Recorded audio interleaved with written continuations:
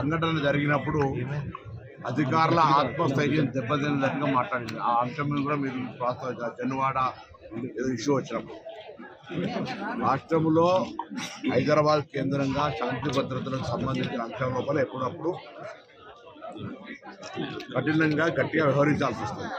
జరిగిన సంఘటన గురించి ముఖ్యమంత్రి గారు స్పష్టంగా శాసనసభలో చెప్పిన తర్వాత కూడా బండి సంజయ్ గారు అట్లా మాట్లాడుతున్నారు అంటే వారి విజ్ఞత, వారికి ఉన్నటువంటి వివేకం. నేను ఈ అంశం మీద ఎక్కువ వారి అభిప్రాయాన్ని వాళ్ళు చెప్పుకునేటువంటి పరిస్థితి ఉంది కాబట్టి గవర్నమెంట్, ప్రజలు, ప్రజానికం ఏమనుకుంటారు అనేటువంటి మాటని స్పష్టంగా చెప్పాను. ఇక నేను ఇంతకుముందు అన్నాడు కేంద్ర మంత్రిగా ఉన్నప్పుడు వారు గౌరవనీయులు, వారు మరొక్కసారి నేను విజ్ఞప్తి చేస్తా ఉన్నా, ఆ కుటుంబాన్ని కూడా పరామర్శ చేసి రమ్మని కోరుతా ఉన్నా. వారిని ఏ విధంగా చనిపోయినరు, మిగతా హాస్పిటల్ ఉన్నారు, ఆ పరిస్థితిని చూసొచ్చి అప్పుడు స్పందించమని నేను బండి సంజయ్ గారిని కోరుతాను. నేను అల్లు అర్జున్ ప్రశ్న పెట్టినా అదే అంటారు. దీనికి సంబంధించి ఏదైనా ఆల్రెడీ శాసనసభ వేదికగా గౌరవ ముఖ్యమంత్రి గారు ఇప్పుడున్నటువంటి జరిగినటువంటి అన్ని స్పష్టంగా చెప్పినారు. నేషనల్ వైడ్గా తెలుగు జాతిని పూర్తి స్థాయిలో చూపెట్టినాం. ఇక్కడ ప్రభుత్వం ఇంత చేస్తూ ఉంది, కక్షపూర్తంగా వ్యవహరిస్తుంది. మళ్ళీ ఇప్పుడు మీకు ఎక్కడ కక్ష కనబడ్డది నాకు అర్థం కాలేదు. కక్ష ఎక్కడ కనబడ్డదో అర్థం కాలేదు. ఇలా కక్ష అనేటువంటి పదానికి అర్థం లేకుండా ఈ పదంలోకి తీసుకుంటే రాష్ట్రంలో ఇప్పుడు ప్రధాన ప్రతిపక్షాలు బీజేపీ సినిమా ఇండస్ట్రీస్ మీద ఎక్కువ వాళ్ళు ఫోకస్ చేస్తున్నారు. మిగతా సమస్యలు ఏమని మీరు కరెక్ట్ మాట్లాడారు. మొన్న అక్బరుద్దీన్ ఓవైసీ శాసనసభలో మాట్లాడుతూ ఏసీబీ కేసుకు సంబంధించి శాసనసభలో చర్చ చేయాలంటారు.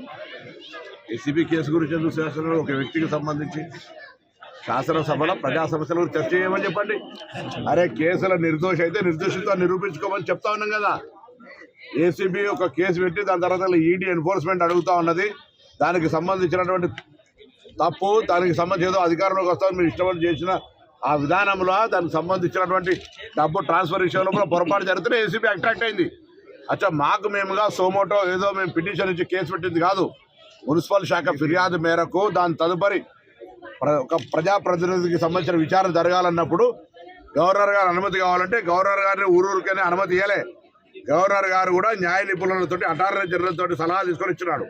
ఈ అంశాన్ని చర్చ చేయమని డిమాండ్ చేసిన వాళ్ళు శాసనసభలో బిజినెస్ అడ్వైజరీ కమిటీ చర్చ అవుతుంది. నేను సభ్యునల్లా అంటే శాసనసభలో ఏమైనటువంటి అంశాలు చర్చ చేయాలని మేము లగచర్ల రీసెర్చ్ చేయడానుకున్నాం. రైతుకు సంబంధించిన అంశం చేసినాం, భూభారత చేసినాం, అన్ని రకాల మున్సిపాలిటీ యాక్ట్, గ్రామ పంచాయతీ ప్రతిదీ ఏమేమి అడుగుతారు అన్ని చేసినాం. ఆ మాట అడగలే వీళ్ళు. అప్పటికే ఏసీబీ కేసుకు సంబంధించినటువంటి కార్ రేస్ విషయంలో చర్చకు అడగలే. అడిగితే మాకేం నిన్న రోజులు అసెంబ్లీ రాత్రి ఒక్కోటి దాకా అసెంబ్లీ నడుస్తుంటే మాకేం చర్చ చేయడానికి ప్రజా సమస్యల మీద, ఒక కుటుంబానికి సంబంధించిన అంశం మీద శాసనసభ చర్చా వేదిక కావద్దని చేయలే. సంఘటన జరిగినప్పుడు అధికారుల ఆత్మస్థైర్యం దెబ్బతిన్నట్టుగా మాట్లాడింది. ఆ అంశం మీద కూడా మీరు చెన్నువాడ ఏదో ఇష్యూ వచ్చినప్పుడు రాష్ట్రంలో హైదరాబాద్ కేంద్రంగా శాంతి భద్రతలకు సంబంధించిన అంశం లోపల ఎప్పుడప్పుడు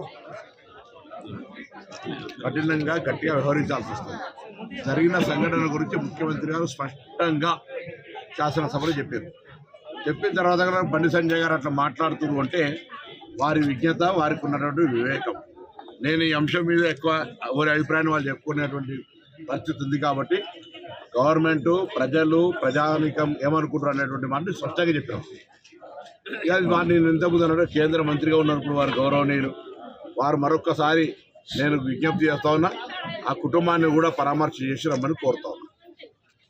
వారిని ఏ విధంగా చనిపోయినరు, మిగతా హాస్పిటల్ ఉన్నారు, ఆ పరిస్థితిని చూసొచ్చి అప్పుడు స్పందించమని నేను బండి సంజయ్ గారిని కోరుతాను. నేను అల్లు అర్జున్ ప్రశ్న పెట్టినా అదే అంటారు. దీనికి సంబంధించి ఏదైనా ఆల్రెడీ శాసనసభ వేదికగా గౌరవ ముఖ్యమంత్రి గారు ఇప్పుడున్నటువంటి జరిగినటువంటి అన్ని స్పష్టంగా చెప్పినారు. నేషనల్ వైడ్గా తెలుగు జాతిని పూర్తి స్థాయిలో చూపెట్టినాం. ఇక్కడ ప్రభుత్వం ఇంత చేస్తూ ఉంది, కక్షపూర్తంగా వ్యవహరిస్తుంది. మళ్ళీ ఇప్పుడు మీకు ఎక్కడ కక్ష కనబడ్డది నాకు అర్థం కాలేదు. కక్ష ఎక్కడ కనబడ్డదో అర్థం కాలేదు. ఇలా కక్ష అనేటువంటి పదానికి అర్థం లేకుండా ఈ పదంలోకి ఎందుకు తీసుకొస్తాను. అంటే రాష్ట్రంలో ఇప్పుడు ప్రతిపక్షాలు బీజేపీ కావచ్చు బీఆర్ఎస్ కావచ్చు సినిమా ఇండస్ట్రీస్ మీద ఎక్కువ వాళ్ళు ఫోకస్ చేస్తున్నారు. మిగతా సమస్యలు ఏమని మీరు అనుకుంటున్నారు? కరెక్ట్ మాట్లాడారు. మొన్న అక్బరుద్దీన్ ఓవైసీ శాసనసభలో మాట్లాడుతూ ఏసీబీ కేసుకు సంబంధించి శాసనసభలో చర్చ చేయాలంటారు. ఏసీబీ కేసు గురించి ఎందుకు శాసనసభలో ఒక వ్యక్తికి సంబంధించి శాసనసభలో ప్రజా సమస్యల గురించి చర్చ చేయమని చెప్పండి. అరే కేసుల నిర్దోషి అయితే నిర్దోషితో నిరూపించుకోమని చెప్తా ఉన్నాం కదా. ఏసీబీ ఒక కేసు పెట్టి దాని తర్వాత ఈడీ ఎన్ఫోర్స్మెంట్ అడుగుతా ఉన్నది.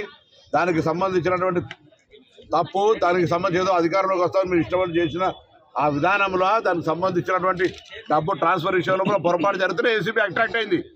అచ్చా మాకు మేముగా సోమోటో ఏదో మేము పిటిషన్ ఇచ్చి కేసు పెట్టింది కాదు.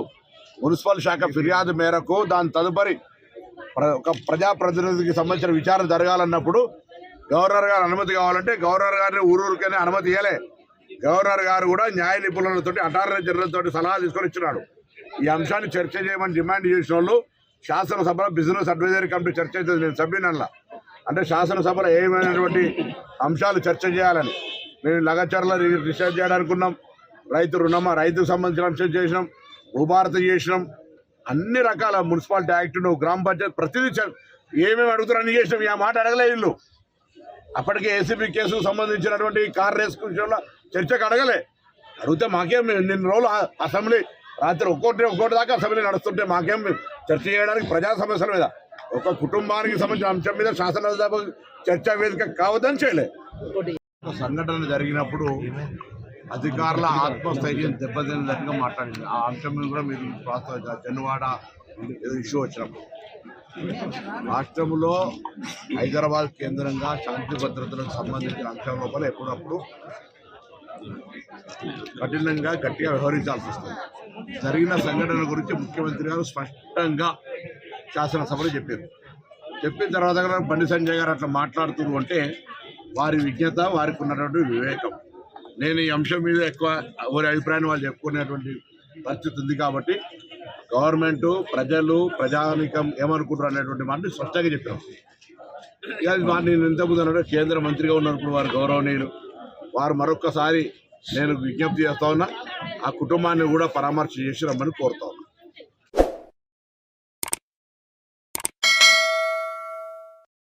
Hi friends, thank you for watching this video. ఈ వీడియో కనుక మీకు నచ్చినట్లయితే దయచేసి లైక్ చేయండి, షేర్ చేయండి. ముఖ్యంగా మా ఛానల్ 24/7 న్యూస్ టీవీని సబ్స్క్రైబ్ చేసుకోండి. ఆ తర్వాత మీ విలువైన అభిప్రాయాల్ని, మార్పులు, చేర్పులు, కావాల్సిన వీడియో ఏమన్నా ఉంటే మన వీడియో కింద కామెంట్ సెక్షన్లో కామెంట్ రూపంలో తెలియజేయండి. నమస్కారం, సాయిదంచిక మాట్లాడుతున్నాను. ప్లీజ్ సబ్స్క్రైబ్, షేర్, లైక్ చేయండి 24/7 టీవీ ఛానల్. హాయ్ నమస్తే, నేను మీ Sonia Akula. Please subscribe to 24/7 news TV. Hi అండి, అందరికీ నమస్తే. నేను Mankota Prasad. Please do subscribe 24/7 news TV.